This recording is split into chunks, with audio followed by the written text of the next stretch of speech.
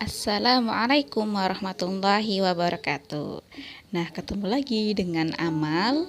Kali ini Amal akan membahas tentang dunia adalah tempatnya ujian.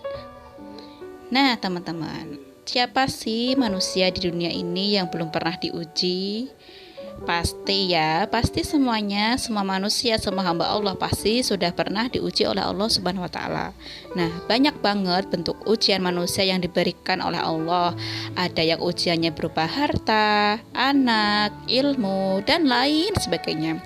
Nah, karena ujian kita tuh sering merasa ngeluh, tak mampu menghadapi, pengennya nangis, ingin nyerah aja, udahan aja, kayak gitu ya. Nah, manusiawi ketika kita merasa frustasi, tapi apakah dengan frustasi ujian akan terselesaikan? Nah, maka cara yang lebih realistis adalah menghadapinya.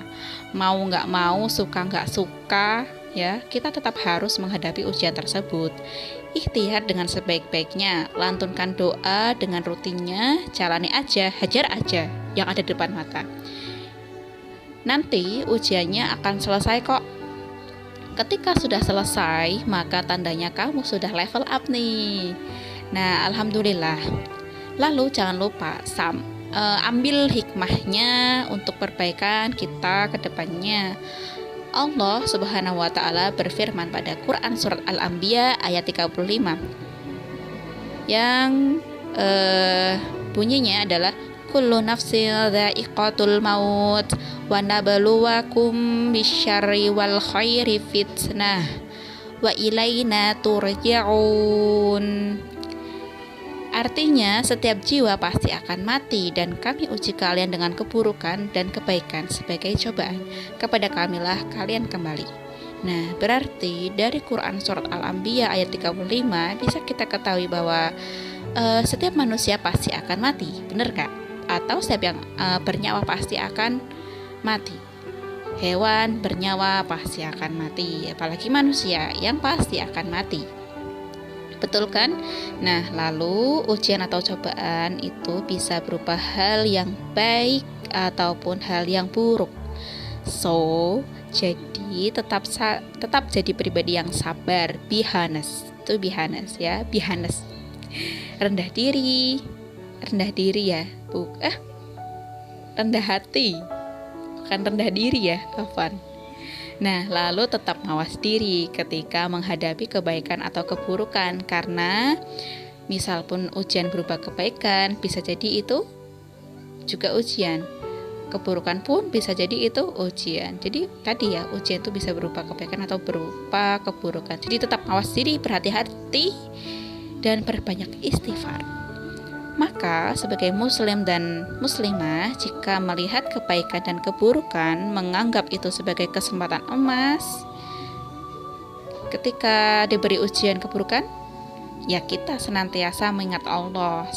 Sebaliknya, jika ketika diberikan ujian kebaikan, ya jangan lupa untuk bersyukur kepada Allah, gak berlebihan senangnya, bahagianya, dan tetap rendah hati.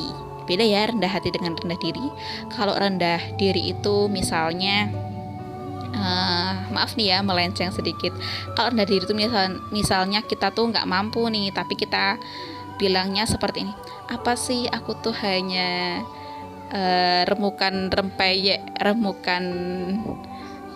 apa gitu di toples, itu remahan rengginang di toples. Nah, itu namanya rendah diri kalau kita tuh nggak percaya sama kemampuan diri kita, padahal kemampuan itu bisa diasah, skill bisa diasah gitu ya. Beda dengan rendah hati. Kalau rendah hati misal kita bisa, ya kita nggak sombong begitu.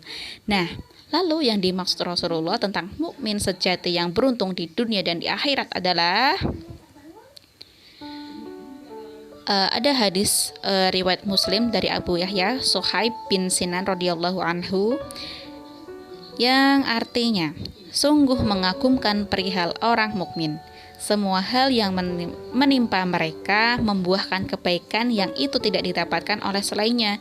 Jika ia mengalami kelapangan atau kebaikan, ia bersyukur, maka itu baik buatnya. Dan jika ia mengalami kesempitan atau keburukan, ia bersabar, maka itu juga baik buatnya. Jadi ketika kita menghadapi ujian dari Allah Subhanahu wa taala, ketika ujiannya berupa kebaikan, maka kita harus tetap bersyukur.